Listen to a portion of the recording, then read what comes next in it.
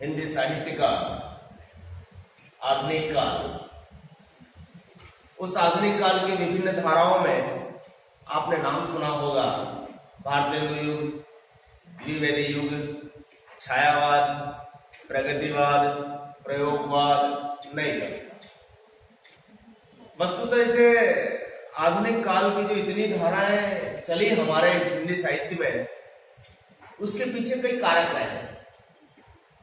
भारतेंदुकालीन साहित्य की अपनी विशेषताएं रही। द्विवेदी काल जो 1900 से 1918 तक चला, उसकी अपनी विशिष्टताएं रही। उसके बाद छायावाद का उदय होता है।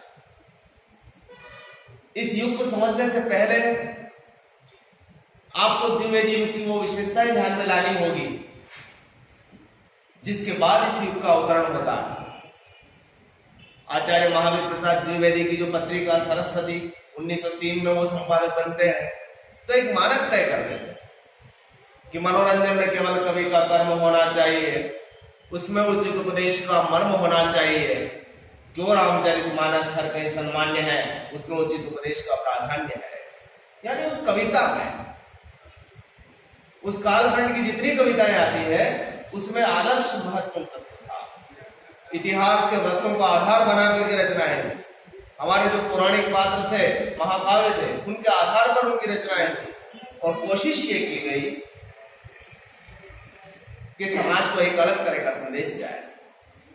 ऐसी स्थिति में क्या हुआ कि स्थूल रचनाएं सामने आई, पूरे समाज यानी समष्टि की रचनाएं सामने आई। लेकिन धीरे धीरे कवियों का मन कुछ और दृष्टि से भी जाने लगा। निराला की 1916 में कविता आती है जूही की कवि, वो बिल्कुल उस विचार से अलग थी। हालांकि उस द्विवेदी युगीन कवियों ने उन्हें स्वीकार नहीं किया, लेकिन उस कविता में कुछ चमत्कार था। ऐसा माना जाता है कि उस कविता के बाद एक नई प्रवृत्ति का उदय हुआ। 1918 के आसपास कई कवियों की खोज सामने आ गई और वो छायावाद के नाम से विख्यात हो गया। मुकुटधर पांडे एक आलोचक हुआ, इसने इसका मजाक उड़ाया। एक कविता क्या, कविता नहीं बल्कि कविता की छाया है। लेकिन जब उन्होंने छायावाद नाम दिया तो वह उन कवियों को भी अच्छा लगने लगा जो उनकी आलोचना के पात्र बन रहे थे, और यह नाम प्रसिद्ध हो गया। किसी ने इसे कहा कि यह तो आत्मा पर परमात्मा की छाया है, बहुत सारी बातें हुई। लेकिन मूलतः छायावाद है क्या, और छायावाद की खास खास विशेषताएं क्या है, उनके बारे में हम आज चर्चा करेंगे। इस छायावादी काव्य संसार के जो बड़े रचनाकार हैं, आपको नाम ध्यान में रहना चाहिए। जयशंकर प्रसाद, सुमित्रानंदन पंत, महादेवी वर्मा, निराला, ये चार इसके स्तंभ हैं। लेकिन इनके समानांतर और भी कई कवि हुए। सुभद्रा कुमारी चौहान, सियाराम शरण गुप्त, इसके अलावा शिव मंगल सिंह सुमन, भगवती चरण वर्मा, ऐसे कई कवि हुए हैं जो इससे रचनाएं, इस रचना यानी इसका कालखंड 18 साल का है। और इस 18 साल में जो रचनाएं हुई, उनकी खास विशेषताएं क्या थी।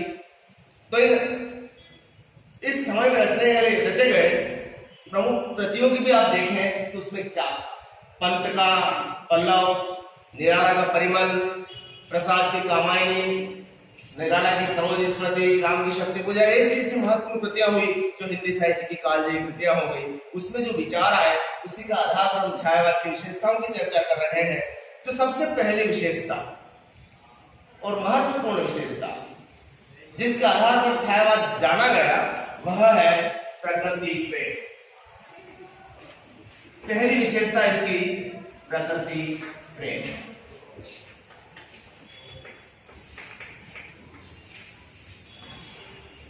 प्रकृति के बारे में आपने देखा होगा कि ऋतुकालीन कवियों ने बहुत रचनाएं, कूलन में, कैलिन कछारन में, कलिन कलिन किलकंठ है, इस तरह से रचनाएं। लेकिन वहां के प्रकृति वर्णन में और यहाँ के प्रकृति वर्णन में कुछ अंतर आ जाता है। यूं तो आपको भारतेंदु युग में भी प्रकृति वर्णन दिखेगा, द्विवेदी काल में भी दिखेगा, लेकिन यहां तक आते आते प्रकृति के बारे में सूक्ष्म विवेचना इन कवियों ने प्रारंभ कर दी। प्रकृति में वो अपना बिंब देखने लगे, प्रकृति में उस महान सत्ता का प्रतिबिंब देखने लगे। यानी प्रकृति के बारे में इतना सूक्ष्म वर्णन पहले कभी हिंदी साहित्य में नहीं हुआ और उसका यहाँ पर पहली बार दिग्दर्शन हुआ। आपको कविता याद होगी प्रसाद की, कौन सी? बीती विभावरी याद की। उसके अंदर देखो पंक्ति सुनना, खग कुल कुल सा बोल रहा, पक्षी है उसकी छोटी छोटी आवाजें, चहकने की आवाजें, प्रातःकालीन मेला, उषा का समय देखना। खग कुल कुल सा बोल रहा, किस लय का चल डोल रहा। खग कुल कुल सा बोल रहा, किस लय का चल डोल रहा। लोवहलती का भी भर लाई, मधु मुकुल नवल रस गागरी, बीती विभावरी जागरी। रात्रि का सौंदर्य पहले भी कई बार वर्णन में आया होगा। उसके बाद सुबह कैसा होता है उसका भी वर्णन आया होगा, लेकिन इस दृष्टि से इतना सूक्ष्म वर्णन जिस तरह से छायावादी कवियों ने किया वैसा पहले कभी देखने को नहीं मिला। कि कैसे वो पक्षी आवाज कर रहे हैं, कैसे किसलें खिल रहे हैं, कैसे कलियां खिल रही है, कैसे नए पत्ते आ गए हैं। और उस पर इन कवियों ने, आप सुमित्रानंदन पंत को देखिए जिन्होंने प्रकृति के जितने रूप हो सकते हैं उनका वर्णन किया, चाहे वो आलम्बन रूप में हो, चाहे उद्दीपन रूप में हो, चाहे अलंकार रूप में हो, चाहे मानवीकरण रूप में। प्रकृति को पहली बार मानव रूप में प्रस्तुत करने का काम भी इन कवियों ने किया। संध्या सुंदरी परिसी आपने देखा होगा। तो प्रकृति के जिसमें सूर्योदय हो, सूर्यास्त हो, झरना हो, सभी पर्वत प्रदेश में पावस। और पंत तो यहां तक कह देते हैं, छोड़ ध्रुवों की मृदु छाया, तोड़ प्रकृति से भी माया, बाले तेरे बाल जाल में कैसे उलझा।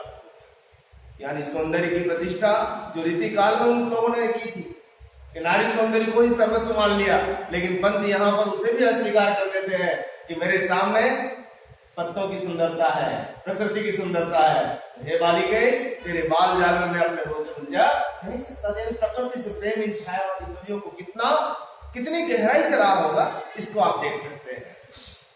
दूसरी विशिष्टता की ओर बढ़ते हम लोग कि छायावादी कविता में प्रेम महत्वपूर्ण अंश के रूप में प्रकट होता है। प्रेम भावना इसकी दूसरी विशेषता है।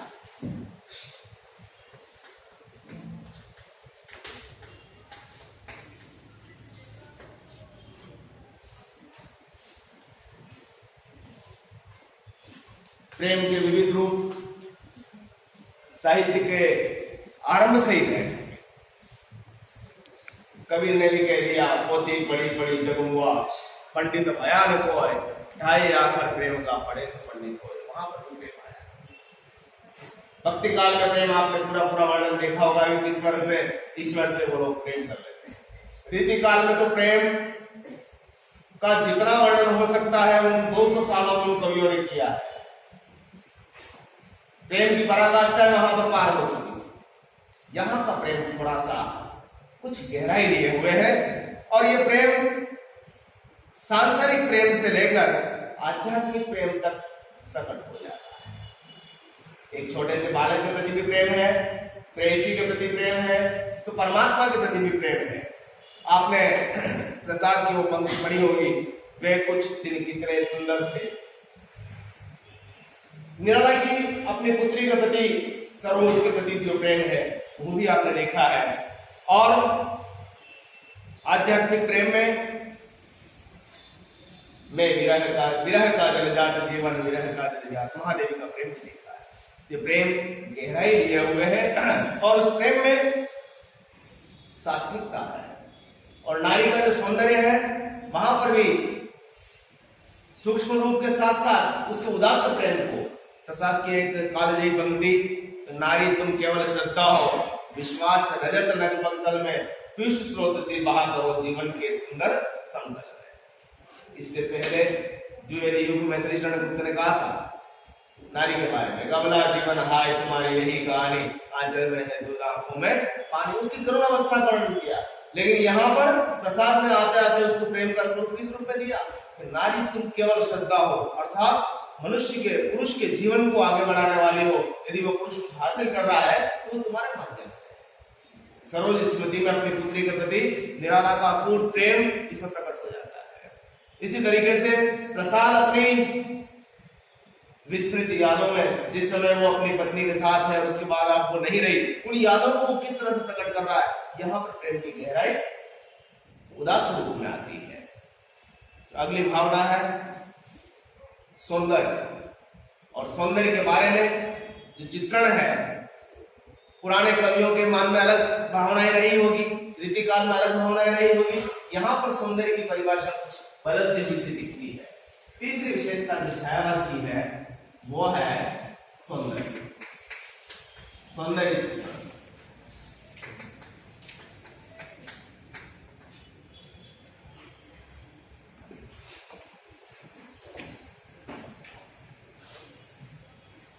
अब सौंदर्य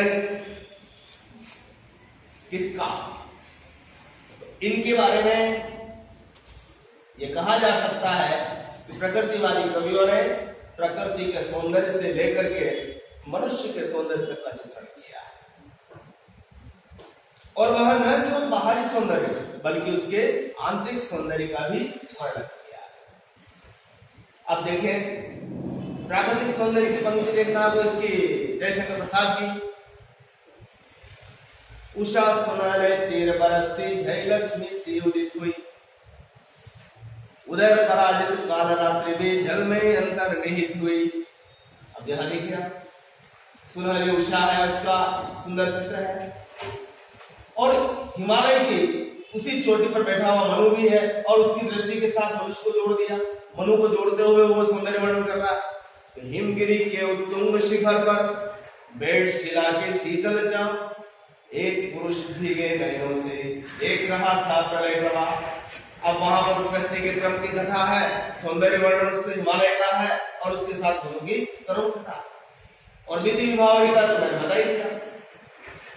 इस सौंदर्य कैसे कि अधरों में राग आनंद पिए, अलकों में मल यजबंद किए, तू अब तक सोई है आली, आंखों में भरे विहागरी।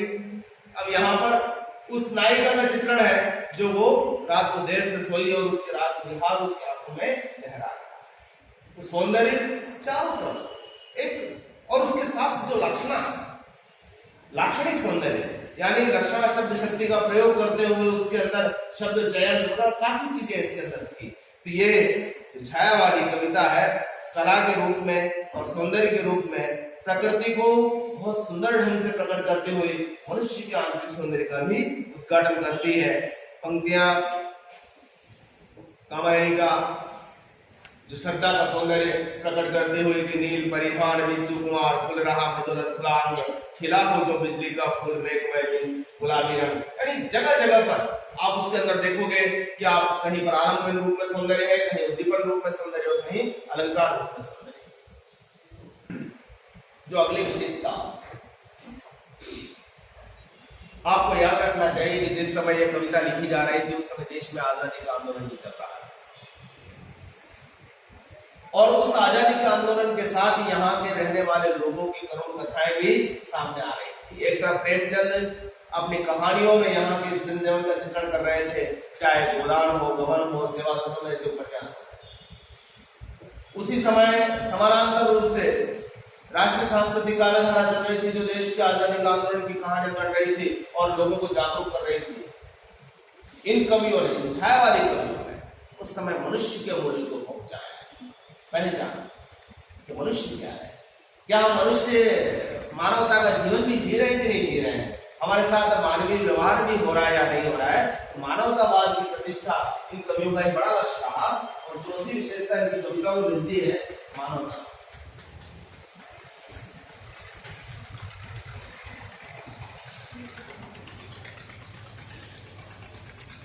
प्रथम विश्व युद्ध उस समय हो चुका था 1914 में। दुनिया उसके बाद भी शांति की कल्पना नहीं कर रही थी। इधर अंग्रेजों का साम्राज्य, समानांतर रूप में पदार्थवादी दृष्टि हम आसमान में उड़ रहे थे, लेकिन हमारा आदर्श मर मिट चुके। हम लोग आसमान में उड़ना सीख गए थे, पानी में मछली की तरह तैरना सीख गए थे, पाताल को खोद कर अंदर उतरना सीख गए थे, लेकिन धरती पर रहना हम नहीं सीख पाए थे। दिनकर जैसा कवि इस आरंभ में यहां लिख देता है कि आदर्शों से आदर्श भिड़े, प्रज्ञा प्रज्ञा पर टूट रही, प्रतिमा प्रतिमा से लड़ती है, धरती की किस्मत फूट रही। आवर्तों का विषम जाल निरुपाय बुद्धि चकराती है, विज्ञान यान पर चढ़ी हुई सभ्यता डूबने जाती है। यानी हम विज्ञान के यान पर चढ़ तो गए, लेकिन सभ्य रूप में रहना इस धरती पर हमको नहीं आया। और यही कारण कि मानवतावाद की प्रतिष्ठा करते हुए इन कवियों ने लिखा क्या, कामायनी की वो पंक्ति कि औरों को हंसते देखो मनु, हंसो और सुख पाओ, अपने सुख को विस्तृत कर लो, सबको सुखी बनाओ। कामायनी का मूल संदेश भी समरसता है। हमें विज्ञान की प्रगति के साथ धरती पर व्यवस्थित ढंग से रहने का भी एक संकल्पना हमारे मन में होनी चाहिए। ये दृष्टि को दे देते हैं कि जब कामायनी की जो मूल कहानी है, आपको ध्यान में है कि बुद्धि के पीड़ा के साथ जब मनु रहता है तो संसार में क्या होता है, विप्लवी, क्योंकि ये मन है चंचल अवस्था में। लेकिन जब शिव धाम तक पहुंचाती है तो कौन पहुंचाती है, श्रद्धा ही पहुंचाती है। और वो समरसता की स्थिति होती है जहां पर आराम से मनुष्य सृष्टि के कल्याण की अवस्था है। तो औरों को हंसते देखो मनु, कौन कहती है, श्रद्धा कहती है। आप देखो लोग हंस रहे हैं, हंसे, हमारे सामने खुश रहे, तुम भी हंसो और सुख पाओ, अपने सुख को विस्तृत कर लो, सबको सुखी बनाओ। जब आप हंसोगे दुनिया हंसेगी, दुनिया खुश होगी, आप खुश होंगे, तो इस तरह से सुख का विस्तार हो जाएगा। और यही सृष्टि करेंगे। इन लोगों ने ये भी सोचा, यानी हम आजादी तो प्राप्त करेंगे ही, लेकिन पहले इस समाज में जो समरसता होनी चाहिए उसके हमारे मन में एक दृष्टि होनी चाहिए। इन लोगों ने कहा, एक छायावाद पर आरोप लगता है कि जिस समय देश आजादी के आंदोलन से उलझ रहा था, हर व्यक्ति उसमें डूब रहा था, लेकिन इन लोगों ने ऐसी कविताएं नहीं लिखी। आरोप गलत। आप प्रत्येक कवि की कविता के अंदर उसे कहीं ना कहीं नजर आ जाएगा। जयशंकर प्रसाद की देखिए आप, इधर भले कामायनी आपकी छायावाद की बहुत बेहतरीन कृति है, लेकिन जब आप उनके नाटकों का अध्ययन करोगे तो उसमें आपको मिलेगा अरुण मधुमय देश हमारा, चंद्रगुप्त, स्कंदगुप्त, ध्रुव स्वामी, ये सारे के सारे नाटक राष्ट्रीयता का प्रसार करते हैं। निराला की कविता जाओ फिर एक बार, ये क्या है, राम की शक्ति पूजा क्या है, राष्ट्रीयता का स्वर प्रदान करने वाली। तो राष्ट्रीयता का स्वर भी इस कविता में रहा है।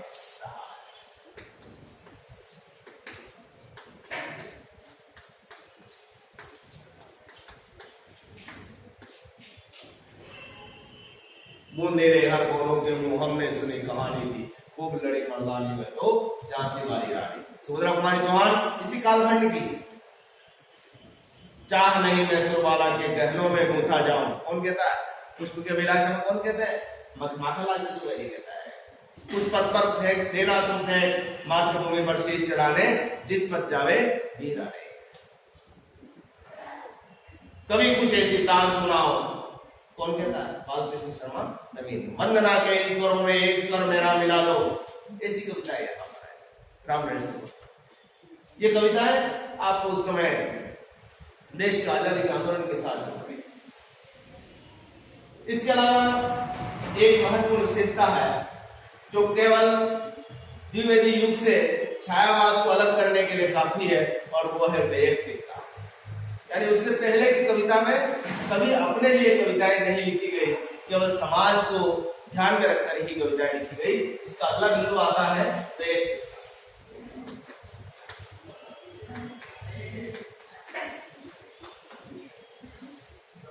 इन कवियों की एक दृष्टि थी, ठीक है मैं समाज के बारे में भी लिखूंगा, लेकिन मेरे मन की जो पीड़ा है, क्या पता वही पीड़ा उस समाज की पीड़ा हो, उसके मन का भी दर्द हो सकता है। और ऐसी स्थिति में यदि वह दर्द समाज का दर्द बन जाए तो हो सकता है उनकी भी भावनाएं वहां पर प्रकट हो जाए। निराला ने जब सरोज स्मृति लिखी, उनके मन की वेदना तो थी, लेकिन उस कविता में केवल सरोज का ही वर्णन नहीं है, बल्कि उस समय के समाज की अंधविश्वासों, कुरीतियों, उनके कुचालों का भी वर्णन है। यहां पर मैंने नई शैली अपनाई, देखा है, निज दुख पाई। जरूरी नहीं कि एक व्यक्ति का स्वयं का दुख उसी का दुख है, उसके जैसे कई लोगों का दुख हो सकता है, उसकी पीड़ाएं हो सकती है। तो पहली बार ये प्रयोग हुआ कि आत्मनिष्ठता या वैयक्तिकता उस कविता में होगा। और निराला स्वयं घोषणा करते हैं कि अभी न होगा मेरा अंत, अभी अभी तो आया है मेरे मन में मृदुल वसंत। और महादेव वर्मा की कविता आपने जब पढ़ी, क्या कहा उसने, मैं नीर भरी दुख की बदली, विरह का जलजात जीवन, बीन भी हूं मैं तुम्हारी रागिनी भी। ये सब क्या थी? अपनी आत्म पीड़ा थी, लेकिन वह आत्म पीड़ा केवल अकेली की नहीं, बल्कि समाज की, समष्टि की, उस जैसे अनेक लोगों की पीड़ा हो सकती है। उसको ध्यान में रखकर उन्होंने कविता लिखी। ऐसा कहीं नहीं लगता कि इस वैयक्तिकता में उनकी आत्मश्लाघा प्रकट हो रही हो, मैं ऐसा हूं, मैं वैसा हूं, मैंने ये किया, ऐसा नहीं, बल्कि उन्होंने समाज में क्या दिया, ये वैयक्तिकता बहुत बड़ी बात थी कि उस समय भी उन्होंने अपनी उस वैयक्तिकता को सामाजिकता से जोड़ दिया। इससे पहले की कविताओं में ऐसी दृष्टि नहीं दिखती। एक अगली विशेषता जो इस युग की है, और वह भी पहली बार आती है, मानवीकरण। किसका मानवीकरण है?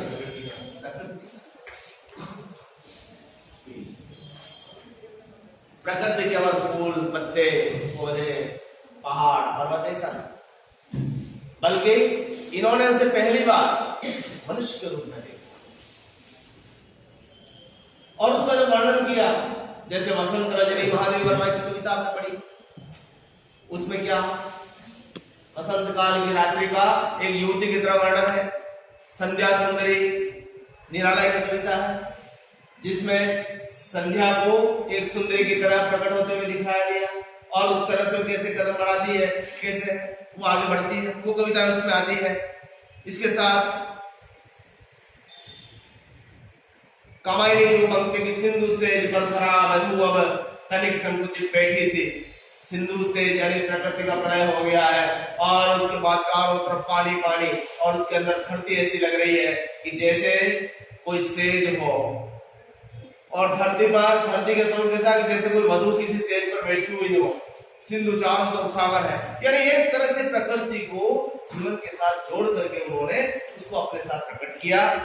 महादेव वर्मा की वसंत रजनी आपको मैंने चर्चा की ही है।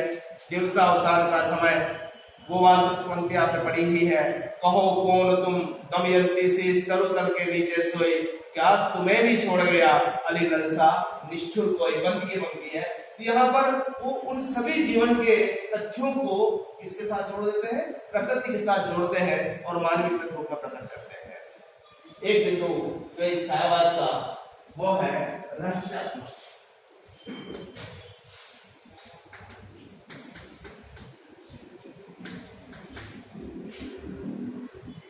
कई बार वर्णन इतना दार्शनिक हो गया, यहां ऐसा लगने लगा कि वो रहस्यमयी कविता है। नींद थी मेरी है ना, उसमें दिन भी हूं मैं तुम्हारी रागिनी भी। कौन कह रहे हैं? महादेव वर्मा कह रहे हैं। अब उस कविता में आप देखेंगे तो अद्वैत है। कहीं ऐसा लगता है कि आत्मा और परमात्मा दोनों मिले हुए हैं, कहीं ऐसा लगा कि वो अज्ञात प्रीतम के प्रति क्या सोच रहे हैं। जब कामायनी में लिखते हैं कि हे अनंत रमणीय कौन तुम, यह मैं कैसे कह सकता हूं। इस अनंत में विचरण करने वाले हैं परमात्मा प्रभु, नाम नहीं दे रहे परमात्मा कौन है, प्रभु कौन है, राम है, कृष्ण है, कौन है, ऐसा कुछ ही नहीं है। अनंत रमणीय कौन तुम, यह मैं। यहां पर उस रहस्यात्मकता में भी एक छिपी हुई दृष्टि है कि वो अनिर्णित अवस्था में है कि वो किसकी आराधना है। विरह का जलजात जीवन, विरह का जलजात। अंत तक महादेवी वर्मा यह निर्णय नहीं कर पाती वो किसके विरह में चल पाए, लेकिन वह जो पंक्ति है उसमें यह प्रकट होता है कि वह किसी उसी अज्ञात प्रीतम यानी परमात्मा के प्रति किया। इसीलिए उसे कई बार कहा गया कि आधुनिक युग की मीरा। तो रहस्यात्मकता इस युग की महत्वपूर्ण विशेषता है। इसके अलावा स्थूल के प्रति सूक्ष्म काव्य, स्थूल के प्रति सूक्ष्म काव्य। इससे पहले की जो कविताएं हैं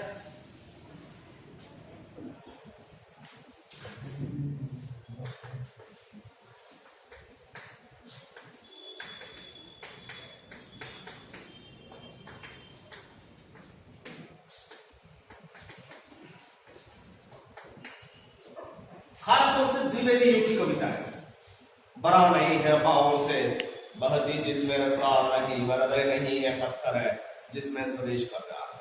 अब देश एक बहुत बड़ी संरचना, हिमालय बहुत बड़ा पर्वत, आसमान बड़ा, यानी ये स्थूल है। लेकिन इस कविता में आते आते वो कहां चले गए? सूक्ष्म से सूक्ष्म। उनकी दृष्टि केवल उस उपवन में नहीं गई, बल्कि उस उपवन में खिले हुए गुलाब, उस गुलाब के ऊपर पंखुड़ियां, उस पंखुड़ियों के ऊपर गिरी हुई ओस की बूंदें, और ओस की बूंदों में भी सुनहली किरण की चमक वहां तक गई। और वहीं तक नहीं, बल्कि उस ओस के बिंदुओं में भी अपने कहीं हृदय की करुणा को भी उन्होंने प्रकट कर दिया। ये सूक्ष्म था, सूक्ष्म वर्णन था। और ये हिमगिरी, वो खास तौर से कहते हैं, प्रसाद कहते हैं, दृष्टि जब जाती हिमगिरी और प्रश्न करता मन अधिक देर, धरा की सिमरन भयभीत, आह कैसी है क्या है फिर। प्रकृति के एक बिंब में वो कहीं तो देखते हैं कि यहाँ कहीं मेरी पीड़ा नजर आ रही है, कहीं मैं नजर आ रहा हूँ, कहां पर कोई दूसरा नजर आ रहा है, कहीं पर संसार की एक बहुत बड़ी घटना नजर आ रही है। ये सब इस कविता में मिला। जहां तक इस कविता के अंदर कलात्मक सौंदर्य का वर्णन है, उसमें अभूतपूर्व परिवर्तन आया। आपने साकेत क्या अंश पढ़ा था, हरिओद क्या प्रिय प्रवास का अंश पढ़ा था, और उसकी भाषा और प्रसाद तक आते आते कवियों की भाषा में कुछ अंतर दिखा होगा, भाषागत परिवर्तन दिखा होगा। वो क्या था? उस भाषा में प्रसाद गुण है, सीधी सपाट भाषा है।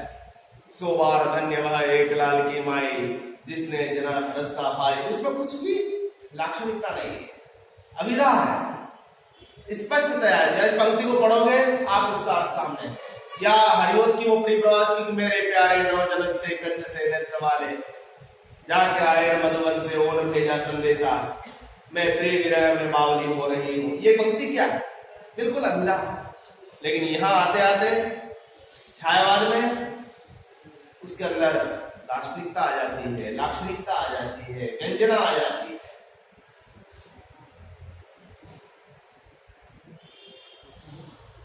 अंबर पनघट से डुबो रही, अंबर पनघट में डुबो रही तारा घट।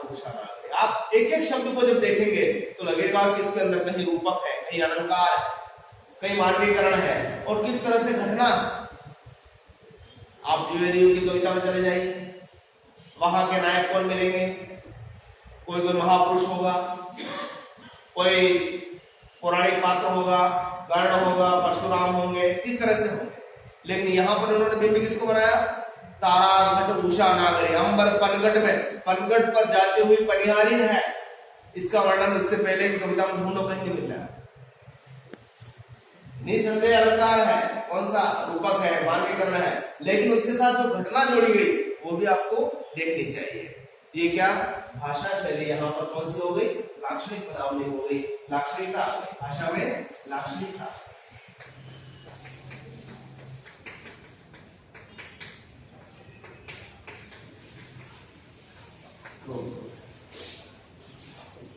ऐसा संगीत का भी लोगों ने ध्यान रखा। इससे पहले की कविताएं तो निश्चित रूप से छंदबद्ध थी। इसी कालखंड में निराला ने एक नया प्रयोग किया, मुक्त छंद। लोगों ने उसका मजाक उड़ाया कि रबर छंद है, केंचुआ छंद है। लेकिन उस कविता में आंतरिक लय थी, लय से मुक्त नहीं हुई कविता, लेकिन एक नया प्रयोग था। उस मुक्त छंद में आप पंक्ति देखना, वह आता तो टूक कलेजे के करता, पछताता पद पर आता। किसी प्रामाणिक छंद नहीं था, कोई शिखरणी हो या द्रुतलंबित ऐसा संस्कृत से आई हुई परंपरा का छंद भी नहीं था कि दोहा था, न सोरठा था, न रोड़ा था, लेकिन उसके अंदर लाइफ थी। और उसके पीछे इनका मंतव्य क्या था कि कविता बंधनों से मुक्ति का नाम है। कविता को बंधन में कैसे बांधा जा सकता है? इन कवियों की एक धारणा थी कि कविता को बंधन में हम नहीं बांध सकते, क्योंकि कविता तो हृदय की मुक्ति करती है। जब हृदय मुक्त होना चाहता है तो कविता को क्यों बांधा जा रहा है?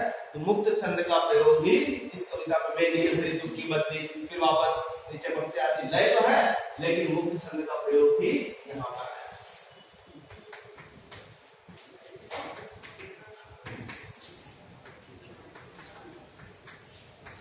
ये पहली बात, ये मैं जितनी भी विशेषताएं बता रहा हूं वो कुछ अलग है जो उससे पहले काल में नहीं है। प्रतीक योजना की तरफ से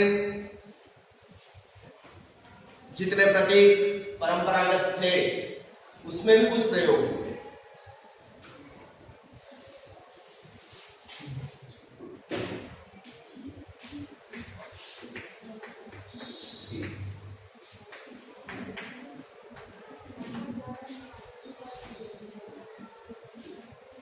इस काल के अंदर हर कवि ने अपने नए प्रतीक गढ़े और कुछ प्रतीक इतने लोकप्रिय हो गए कि जैसे ही महादेव वर्मा का नाम लेते हैं, दीपक मधुर मधुर मेरे दीपक जल, किसका है? महादेव वर्मा। विरह का जल जात जीवन, विरह का जल जात कमल उनका, मैं नीर भरी दुख की बदली महादेव वर्मा का बादल प्रतीक। यानी ये जो प्रतीक बने वो इनके लिए इनके खास तौर से व्यक्तिगत छाप बनते हैं। निराला ने अपने प्रतीक गढ़े, यानी कुल मिलाकर के प्रतीक योजना इस कविता में आपको काफी गहराई से दिखती है। इसके अलावा जो कला पक्ष की दृष्टि से इस काल की खास तौर से विशेषता है गीति शैली, यानी संगीत तत्व जिसकी मैं चर्चा कर रहा था, गीतों में भी इन्होंने लिखा है। और खास तौर से गीति शैली में नाम आता है महादेव वर्मा।